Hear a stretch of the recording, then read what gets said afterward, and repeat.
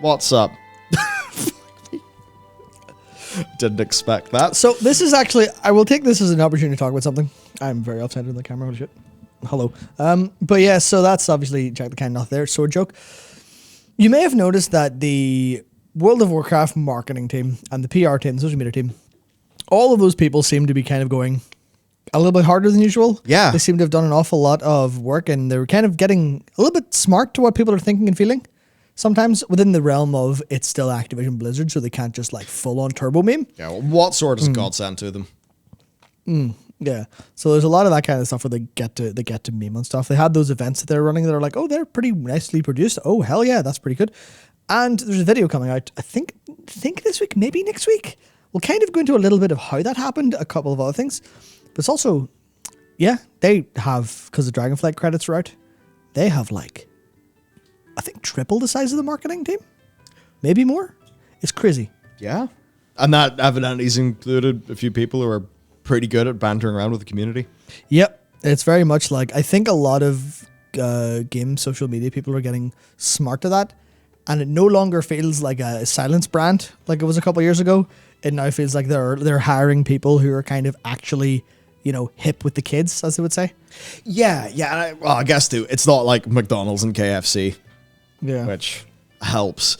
But yeah, they're so much better. I imagine a lot of people really watched these things just because it's Shadowlands time.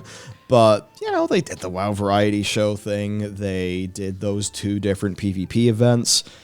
It was a PvE and a PvP. Yeah. Yes, for World of Warcraft. Yeah. They've actually have been really putting some effort in, like more than we'd usually see. They're generally more communicative.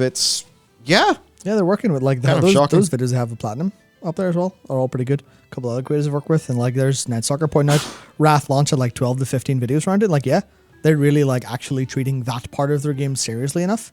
Yeah, And it's like, yeah. I guess like working with IK Edit and Hurricane. Oh yeah, of course You know, that as well. it's going yeah. to take staff to do that. Because there was a few other people in Just Platinum. It's just Platinum's the only one that comes to my mind right now. Yeah. Yeah, way more in that. And who knows if they're doing that for Dragonflight. I mean, I'd be open to doing that. I don't know if that's a thing. But I would presume so.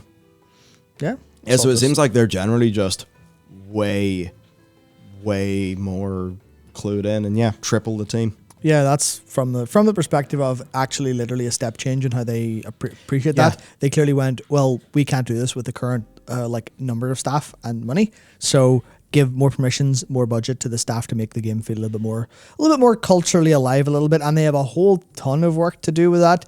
If you look at any of the viewership versus what I think any other games that have, let's say, historically a similar amount of cultural capital should do, and it's maybe not there yet, but it's like the beginning of the grind in so many ways is happening, and they seem to be willing to actually try kind of out stuff. So I think at least like the MDI was a great success for them. I think, was it Zorbrix, the game producer, started that, I think. So it's like, I think there's a lot more of those initiatives are going, hey, do you want to do cool stuff for people to watch? We'll pay you a load of money. And a couple of clued in people went, yeah.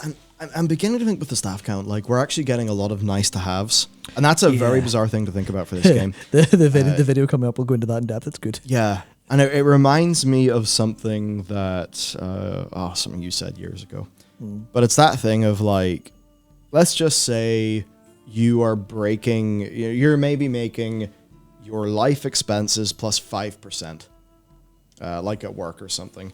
And then, a change of £1 an hour or whatever, it's like, it is a X, whatever, like a X percentage change to your total compensation. But it's a far larger change to your disposable income. Yeah. Because it's it's enough that it's like actually building past the baseline maintenance money. Yeah. And it's a bit like that with these community, with all of this stuff. It feels like they didn't get to have any of the nice to haves because there's some things that are need to haves. Mm-hmm. So they had just enough people to do the things they absolutely needed to. And I know this is just speculation, but because they've literally tripled the size of that team and we're now seeing so much more come out of it, yeah, clearly they've actually got enough staff to do nice things that they don't need to do, but they should do if they're trying to take a long view of the health and the engagement of this community. Yeah, it is honestly someone at Blizzard has their head screwed on for that, and be that somewhere along the chain from obviously Holly and John at the top of it, somewhere down the chain, someone was like, "Can we get some money to do this stuff?" And someone went, "What is there to lose, honestly?" And then we have cool things, which obviously they'll adapt, they'll make it better, but good start to the public health of the expansion at least.